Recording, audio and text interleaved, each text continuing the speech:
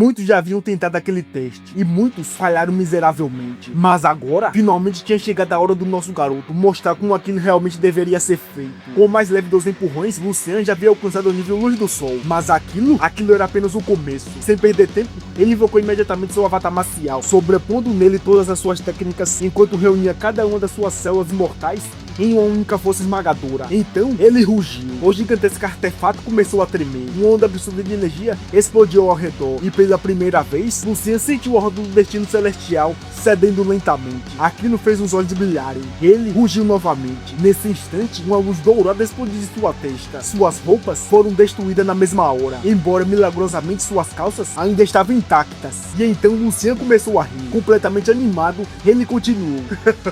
Minhas roupas já explodiram.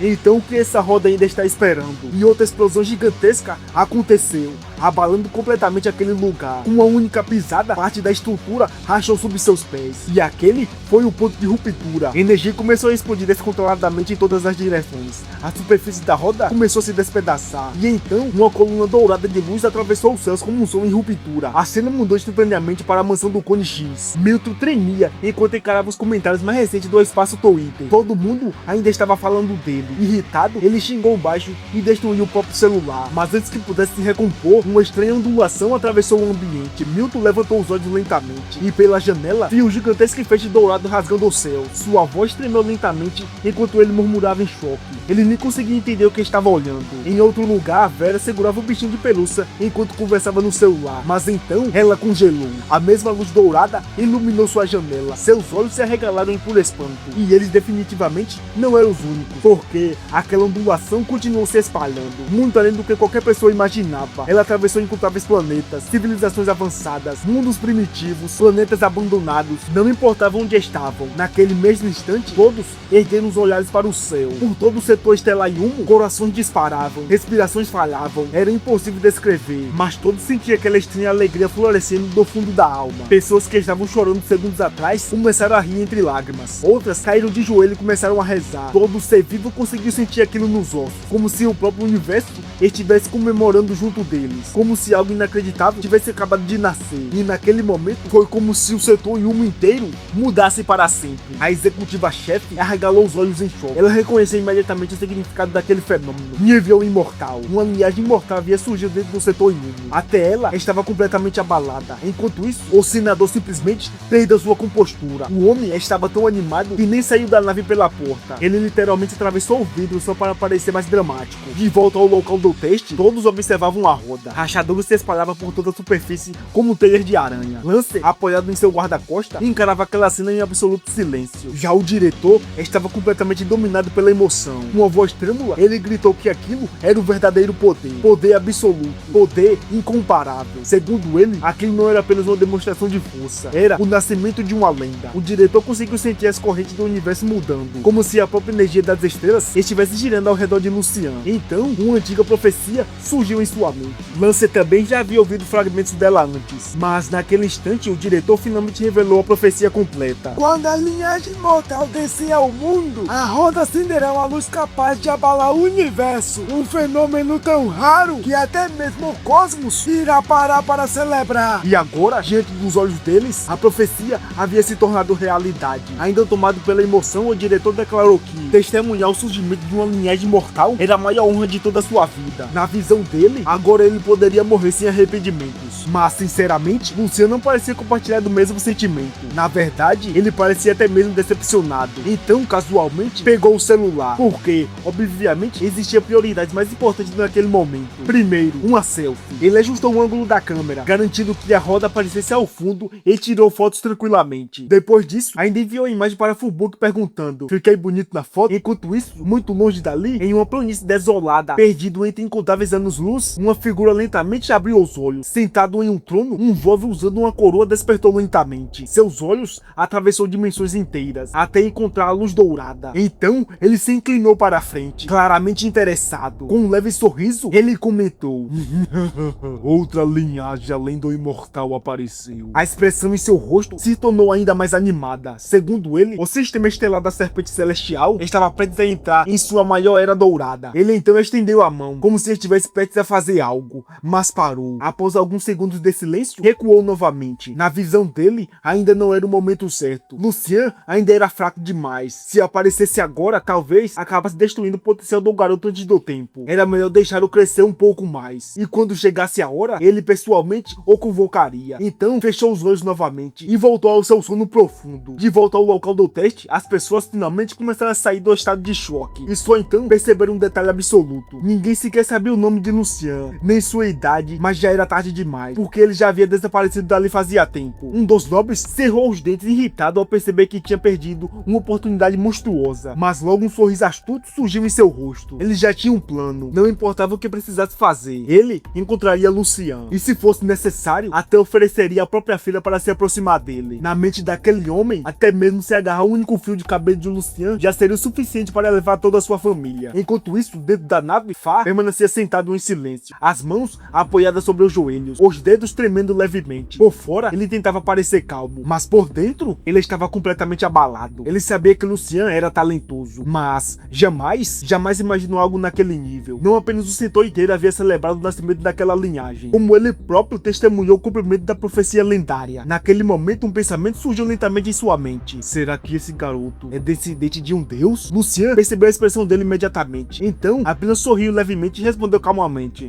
Foi a roda que alcançou o limite, não eu. Ao ouvir aquilo, Fa ficou completamente paralisado. Seu queixo praticamente caiu pela segunda vez no mesmo dia. Depois de algum tempo, eles finalmente chegaram ao parlamento da Federação em um. As enormes portas se abriram lentamente e vários oficiais já estavam alinhados esperando pela chegada de Lucien. E a executiva-chefe estava lado a lado, claramente incapaz de esconder a empolgação. O senador foi o primeiro a avançar. Ele segurou a mão de Lucien com as duas mãos, enquanto elogiava sem parar, declarando que finalmente um verdadeiro herói havia surgido entre uma nova geração. Enquanto isso, Fa observava tudo em silêncio. Toda a viagem, as palavras nível imortal não saíam da sua cabeça. E quanto mais pensava nisso, ficava a esconder o sorriso arrogante em seu rosto. Não era qualquer talento imortal. Lucien era alguém que ele encontrou pessoalmente no setor Neva Branca. Na mente de Fa, toda a vida recebia uma ou duas oportunidades dadas pela deusa da sorte. Mas dessa vez, com dela, ele abraçou a própria sorte completamente. Naquele momento, Fa tinha absoluta certeza. Encontrar Lucien era a maior sorte de toda a sua existência. Nem loteria, nem jogo em pote cósmico, nada se comparava àquilo. Enquanto isso, o senador continuava falando sem parar fazia quase meia hora, até perceber um detalhe extremamente básico. Ele sequer tinha se apresentado. Soltando uma risada constrangida, finalmente declarou ser o líder do parlamento da Federação Yum. Ao lado dele, a mulher fazia um leve aceno de cabeça. Ela se apresentou como a Eclexia, a executiva-chefe da federação. Mesmo possuindo um status elevadíssimo e uma força monstruosa, ela ainda demonstrava respeito genuíno por Lucien. Não por formalidade, mas por reconhecimento.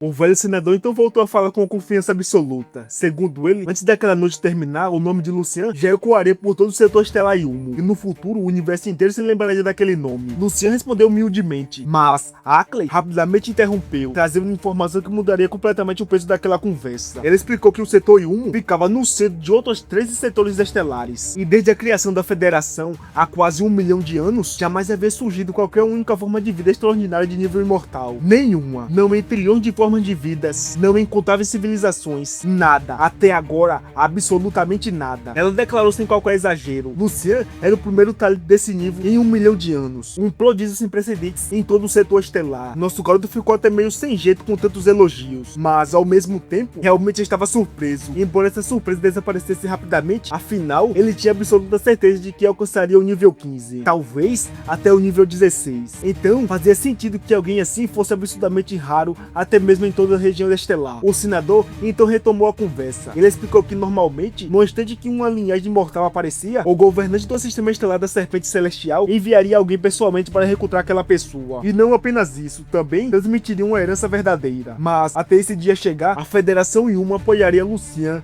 com absolutamente tudo que possuía. Lucien ergueu levemente a sobrancelha. Tudo? O senador confirmou imediatamente. Claro que sim. Na visão dele, embora Lucien fosse um talento imortal, no momento atual, ele ainda era apenas nível 9. Usando todos os recursos de um setor inteiro para apoiar uma única pessoa não era problema algum. Lucien então levou a mão ao queixo pensativo. Se era assim, então ele poderia pedir qualquer coisa? O senador travou por um instante. Inicialmente, quase concordou imediatamente, mas depois respirou fundo e pediu, de forma meio nervosa, que Lucien disse dissesse o que desejava, prometendo fazer tudo o que alcançasse. Lucian percebeu claramente um medo escondido por trás daquela reação. Então, apenas sorriu e explicou que não queria recursos. O que ele precisava era de um planeta habitável grande o suficiente para servir de lar ao povo de seu planeta natal. O senador ficou completamente surpreso. Ele trocou olhares imediatamente com Ackley, que também parecia chocada. Até Far foi pego de surpresa. Ele não esperava que Lucian ainda estivesse pensando naquele planeta primitivo. Mas dessa vez, talvez fosse exatamente esse tipo de caráter que tornava Lucian tão especial. Com o cair da noite, a narrativa explicou que no vasto universo, onde as raças viviam por períodos absurdamente longos, os conceitos de dia e noite praticamente haviam perdido significado. Mesmo assim, a humanidade continuava mantendo antigas tradições criadas milhões de anos atrás. Por isso, ainda utilizava datas estelares. Cada dia equivalia a aproximadamente 3 dias da Terra. E agora, conforme uma dessas datas chegava ao fim, os preparativos para um banquete sem precedentes atingiu o auge. Toda a atenção do setor 1 estava voltada para um único lugar. Naves voavam sem parar pelo céu. Todos queriam ver pessoalmente o homem que havia provocado aquele fenômeno monstruoso. Dentro do salão do banquete, a família X obviamente também havia sido convidada. Milton e Vera chegaram extremamente bem vestidos. Embora a Vera parecesse um pouco nervosa, ela comentou baixinho que havia gente demais ali. O salão já estava lotado. Milton respondeu que aquilo era esperado. Afinal, o primeiro talento de nível imortal da história do setor 1